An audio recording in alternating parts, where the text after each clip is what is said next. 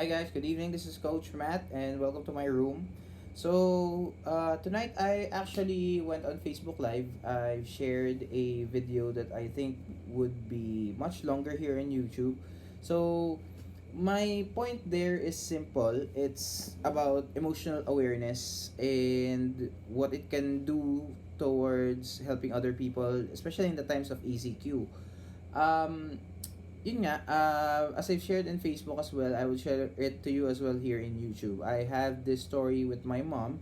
Not a day goes by na I see my mom round the clock meron siyang ginagawa. No? She's keeping herself busy every single hour.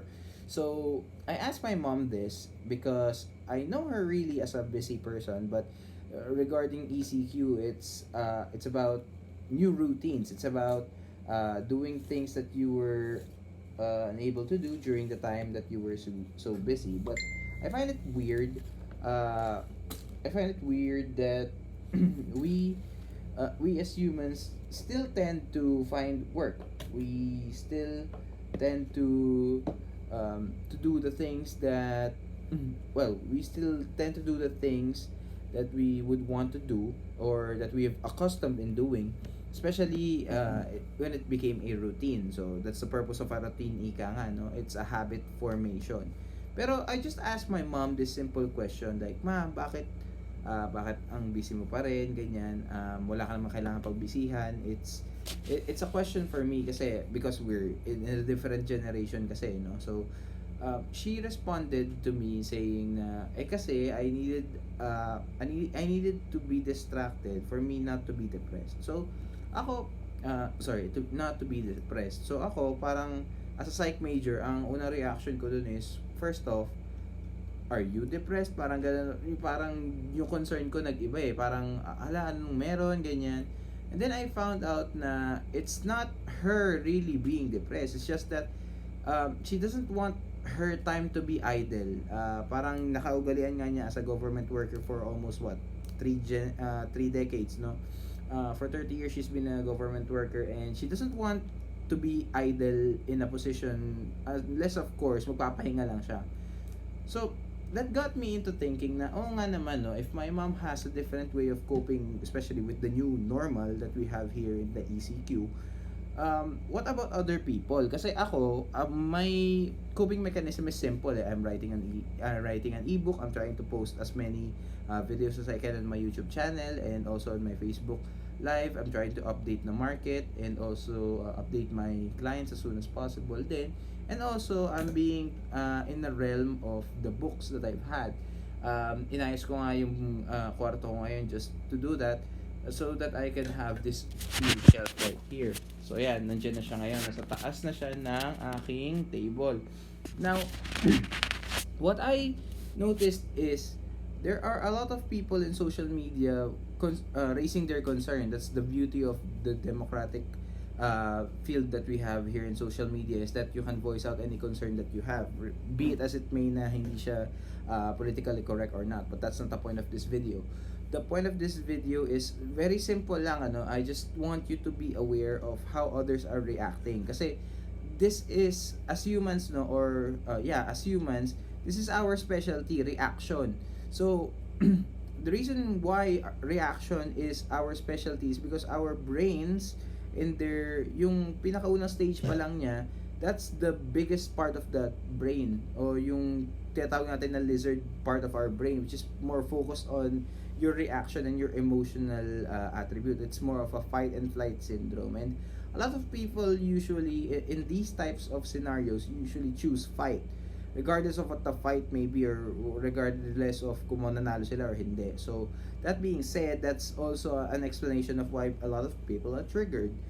And again, I'm not going to justify or injustify their statements, but I'm just here to raise a fact na yun nga, if you combine uncertainty with a lot of concerns as well as the form of fear, then you really would have no choice but to be stressed about some things that you cannot control.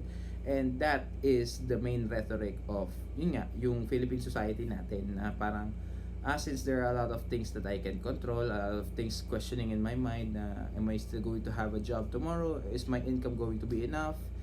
Is my debt going to be solved? No, there are a lot of questions regarding that. And um, ang notice ko lang is it's very it's very simple, yet the implication will take time, no, na a lot of people have different coping mechanisms. A lot of people are choosing to go to social media platforms to train.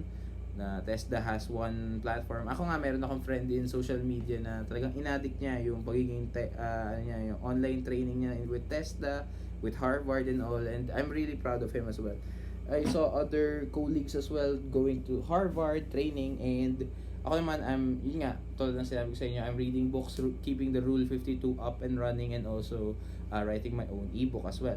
And in my off times, I'm still siguro playing a little bit of game, pero hindi na tulad ng dati na parang okay, focus ako ng like 10 hours naka-gaming. Ngayon hindi na.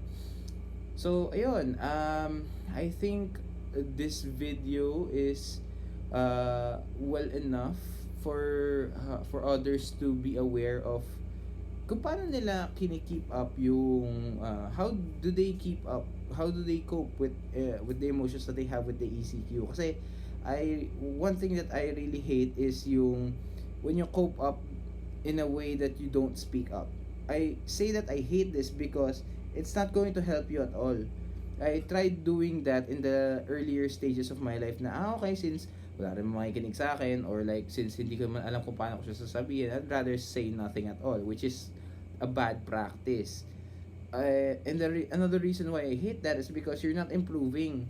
If you're not speaking up and alam mo naman na may problema or may suggestion ka tapos hindi mo naman sinasabi, tapos you're not going to grow that way kasi sinasarili mo yun eh. Kumbaga parang this is one thing that I learned from the team that I have, no. Huwag mong sarilihin yung problema mo, not because we don't want you to be selfish, but because we want you to grow.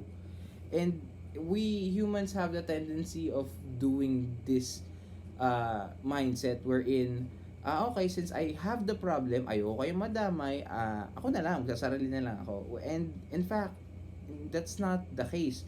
Pag lalo mo pa nga sinarili yung problema, mas lalo hindi siya nasusolusyonan. And it's a hard hitting it's a hard hitting lesson, pero it's true na the more na sinasarili mo yung problema mo, the more na hindi ka nagre-reach out sa iba, the more na lalo niya kakainin yung sarili mo within the inside. It's self-cannibalizing, kumbaga. So, I don't know. I mean, I'm not so sure whether who needs to hear this message.